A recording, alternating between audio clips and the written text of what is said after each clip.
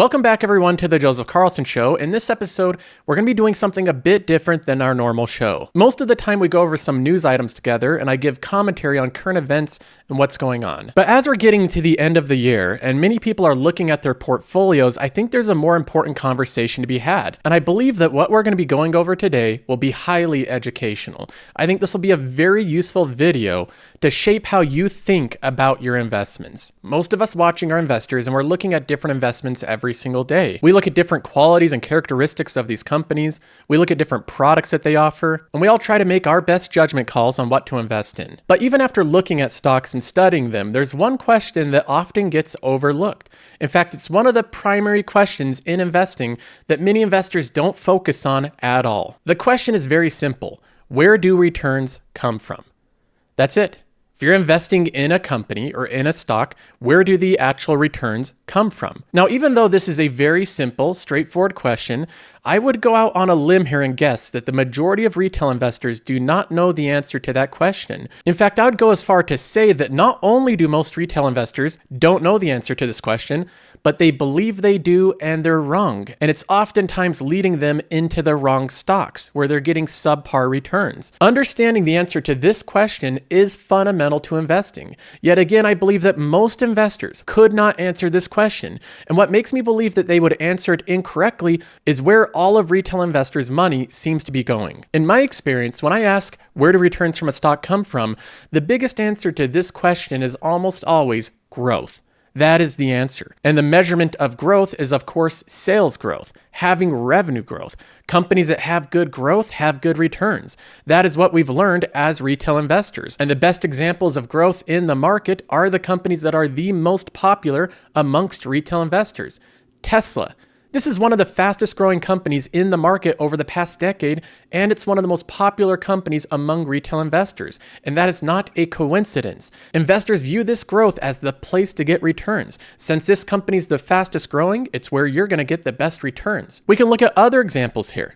Nvidia. This is another one of the most popular stocks amongst investors worldwide. Retail investors are attracted to this company because not only is it in technology, it's in computing, it's in gaming, but it's growing quickly. That is the most important recipe to Nvidia's story, the fast growth of this company. And the growth has been nothing short of astronomical, growing at a 21% CAGR over the past decade. This attracts the attention of investors. If growth is where we're getting returns, then there's no better place to get returns than companies like Nvidia. We have other companies like Zoom. This is again one of the most popular companies amongst retail investors. It's made it into a lot of ETFs based primarily off of its rapid revenue growth, sales growth, growth of the company, going from a mere $0.62 billion in revenue to $4.1 billion in revenue in just a couple of years. That is astronomically fast growth. And this gets the attention of investors worldwide, but especially retail investors. In fact, anecdotally, I've seen this correlation so frequently myself that I assume if I ask 10 different investors at random, where do returns come from? I believe 9 out of 10 would say it comes from growth. That's where you get returns, so you need to focus on the companies that grow the fastest. And to add on to this, this is further reinforced by social media and the media at large. Take a look at CNBC, for example. We have just today, in fact, this video was uploaded literally 5 minutes ago. This is the most fresh, recent video on CNBC, and what company is it talking about? Really quick on Tesla. Yes. Among the railroad strike? biggest pre-market laggards this morning. Some of these published reports today say the automaker is set to cut December Model Y. Tesla. This company's talked about all the time on social media and on CNBC. Why is Tesla talked about so frequently? Because it gets media attention. People like talking about this company. It's interesting. It's flashy, it's dynamic, it's technology, it's innovative, and it's fast growing. This company ticks all the boxes for many social media channels, for many YouTube channels to talk about it over and over again, garnering more and more attention, more clicks, more money made off of discussions on Tesla. And to add on to this, Tesla's one of the fastest growing companies in the market, which makes many investors believe that that's where you're going to get your returns. CNBC frequently, every single day, talks about these fast growing, innovative tech companies. Through some of the highlights and let you take the rest here. The stock, let's take a look because I think it is looking down. Nvidia substantially down almost. And my chapter. NVIDIA's talked about all the time. Innovative, exciting, flashy company. It's in all the new technologies. And most importantly, NVIDIA is one of the fastest growing companies over the past 5 years. In fact, CNBC's focused so much on these exciting, fast growing companies that they literally have an entire show called Tech Check, a show focused on fast growing, exciting technology companies. One company that doesn't get talked about as much on CNBC, that doesn't get mentioned as much on different YouTube channels, one company that's not exciting, not flashy, and not fast growing is Dollar General. In fact, Dollar General, for all intents and purposes, is probably one of the most boring, uninteresting, mundane companies in existence. And it doesn't even look good. Look at these pictures of it. It looks outright bad in a lot of its locations. Like this picture, for example, we have oil stains underneath all the parking lots right next to the doors of the company. We have sun bleach stains on the sides of the wall. The Dollar General sign in and of itself looks like it's faded out. There's posters and signs on the side of the building that's crooked. The logo's pretty ugly. It's a giant yellow sign with black lettering on it. Sure, it looks okay in brand new locations, but it still doesn't look great. Most of the new locations are on like little strip malls. They look like these little hole-in-the-wall locations. The stores are small. They're uninteresting. It's a type of store that you can pull up right up to the entrance of the store. The locations don't even look that similar. They don't have that much of a modern theme to them. Most of them are brick walls with metal roofing. Some Dollar General stores are made out of what looks like cinder block. They're in the middle of nowhere. These are locations that are in rural towns that nobody really focuses on. And again, they look weathered and beat down in general. And as a result of being an extremely unsexy investment, Dollar General doesn't get a lot of attention from both social media and CNBC. It's not going to get a lot of focus in the Wall Street Journal or CNBC.com because it won't get a lot of clicks. Investors, by and large, aren't interested in this type of company. And worst of all about Dollar General is this company's only grown its revenue. The actual growth of the company has been below 10% for the past 10 years. It's grown at an average compound annual growth rate of 8.7%. That's not as fast as Tesla's 74%. Zoom's grown at 134% since 2017. And Nvidia's grown over double the speed of Dollar General over the past 10 years, 21%. But here we have Dollar General growing at only an 8.74% over the past 10 years. This company is as slow growing and unsexy as possible. It's everything that most investors hate. But the actual crazy thing about Dollar General is even though this company has grown at an 8.7% revenue growth, the company's returns have been a lot better. In fact, over the past decade, Dollar General has returned an astounding 20% annualized return. That beat the market by a long shot. The S&P 500's returns with dividends reinvested was 13.25%. So long ways off of 20%. We can even do a more difficult comparison. We can compare Dollar General to the QQQ, the sexy NASDAQ 100 fast-growing companies that exploded over the past decade. Yeah, Dollar General beat out those as well.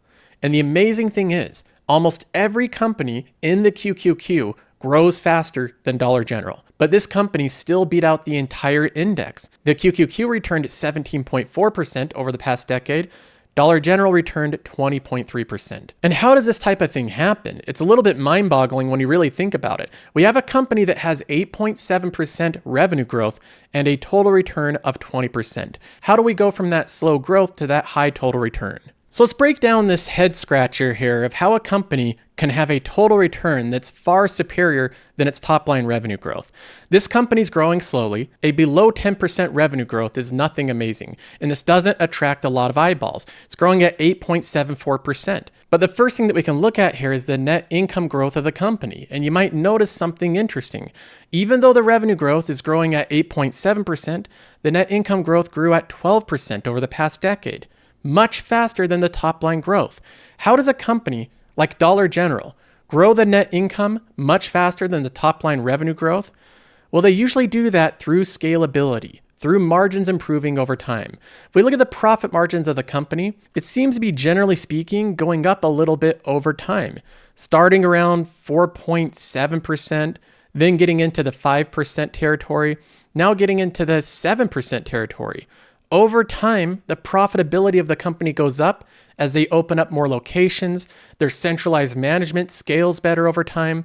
They have better cost structure. They can order a bigger amount of bulk goods for all of their consumers and all their locations. So over time, even though they're only growing their revenue at 8.5%, they're making more money per dollar of revenue. That dollar of revenue is going further as time goes on. And that is where we get a differentiation between the revenue growth and the earnings growth. We have revenue growth of 8.7, and then we have margins going up, profit margins going up, which makes the earnings growth 12.7%. So already with just this one factor of profit margins moving up, we have a company that looks far more attractive than its top line revenue growth. But this doesn't end here. We still have 17.3% of returns missing from the equation. The next thing that Dollar General does to increase their total returns is something called buybacks. Buybacks are very simple. A company can either issue more shares, where they sell off more of the company to raise cash to either pay employees or do different investments. But if a company becomes profitable enough, where they have lots of free cash flow, lots of money left on the table, the management team can choose to reinvest that money by buying back their own stock, reducing the amount of shares outstanding over time. And when you reduce the amount of shares outstanding, that has the effect of increasing the earnings per share. Because think about this for a minute. The earnings per share formula is simply the net income over the shares outstanding. So if you reduce the amount of shares outstanding, that denominator, then that makes the earnings per share higher. The net income is being divided by less shares outstanding. So as Dollar General has bought back their own shares over the past 10 years, they're constantly reducing the amount of shares outstanding, which increases their earnings per share. When they increase their earnings per share, that makes it so that when you calculate the PE ratio, it makes the PE lower. It makes the company cheaper, which means investors buy it because it's now undervalued. So this constant buying back of shares every single quarter helps boost the stock price by making the company cheaper and cheaper and cheaper. Every year, the PE ratio goes down because the earnings per share go up. And Dollar General has been buying back their shares over the past 10 years at around 3.7%. 3.7% of shares outstanding reduced every single year for the past 10 years straight. And for Dollar General, these buybacks have been a big part. They've been instrumental in boosting the total returns of the company. So when we look at this company overall, we have revenue growth that's pretty mundane, pretty slow, 8.7%. Nothing special there. But then with the profit margins going up over time, we have earnings growth. The actual earnings growing by about 12.7%. Since the company's actually profitable, they can do buybacks, where they buy back 3.7% of their stock. When a company that grows earnings by 12.7% per year and buys back 3.7% of their stock, they have an EPS growth of around 16.4%. That is the EPS growth over the past 10 years. Let's go ahead and look at the math and see if this checks out. Well, this is very easy to check. We have a nice earnings per share chart right here. For Dollar General, they have indeed grown their earnings per share by 16.4% over the past decade. This is a component of both growing their net income by 12% over the past decade, but then in addition, they're doing 3.7% share buybacks over the past 10 years. The combination of those two things lead to 16.4% earnings per share growth. Already, this is pretty remarkable. The earnings of the company have grown at roughly double the rate of the top line revenue. The company grew revenue at 8.7 and earnings per share at 16.4. This is already pretty remarkable to me. If you're just looking at companies and judging them by how quickly they're growing, you might write off an investment like Dollar General because it's such a slow growing company. Boring. I don't want anything to do with this boring company. But then you actually break it down and you're getting a company that's growing earnings much faster than the majority of companies. The S&P 500 is only growing earnings from 9 to 10% per year. So in actual real growth, real earnings per share growth, Dollar General is crushing the market, growing around 50 to 60% faster than the S&P 500. And they're doing that with slower revenue growth. Pretty remarkable stuff here. And this total return doesn't end here because we have another around 3.6% of returns to make up for. Now, of course, we're forgetting about something here really important. This company pays a dividend. We can't forget about dividends in calculations of total returns of companies because over time, the dividend and the reinvestment of it makes up a massive component of the total returns of these companies. For example, even with this company, Dollar General, a dividend payment being reinvested has a compounding effect along with everything else. So while this company does a buyback of 3.7%, They're also paying you a growing dividend over the past 7 years. They started the dividend back in 2015. It was 22 cents per share per quarter, and then they've raised it every single year. They're doing pretty substantial bumps in dividends over time. The dividend in just the past year grew by 30.9%. So 31% dividend raise is pretty substantial. It's now up to 55 cents per share per quarter. With the compounding effect of paying a cash dividend that's reinvested back in the stock, this makes up for around 2% of the annualized return over the past decade. So there you have it so far. We have a company growing revenue by 8.7% because of profit margin expansion. The earnings growth and net income has been 12.7%. The buybacks have boosted the EPS growth to 16.4%. And then you slap on a reinvested dividend that adds another 2%. We're up to 18.4% in total returns so far. Now, where do we get the next 1.5% of returns? It's not coming from the dividend. It's not coming from share buybacks. It's not coming from margin expansion. The last 1.5% came from multiple expansion. Multiple expansion is pretty simple to explain. It's when investors decide that the outlook and future of a company is improving over time, so the company deserves a higher price. You're paying more money for the same amount of earnings. In this case, the multiple that Dollar General traded at went from 15 price to earnings back in 2013 to now a 20. So it's gone up around 5 PE over the past decade. That's not a substantial movement. Investors haven't bid this company up like crazy, not to an excessive amount, but as Dollar General has grown, as the company has become more dominant, as the story has improved and the future outlook looks brighter, investors are paying slightly more for the same amount of earnings. They're bidding this company up ever so slightly. So if we factor in the multiple expansion of the company, that explains around 1.5% of the return per year. So they're getting a little bit of return by other investors paying more. So with earnings growth of 12.7%, buybacks of 3.7%, earnings per share growth of 16.4%, a dividend reinvested adding around 2%, and multiple expansion adding around 1.5%, we get a total return of around 20%. And that is the total return of Dollar General over the past 10 years. For this company, this is where the market-beating returns came from.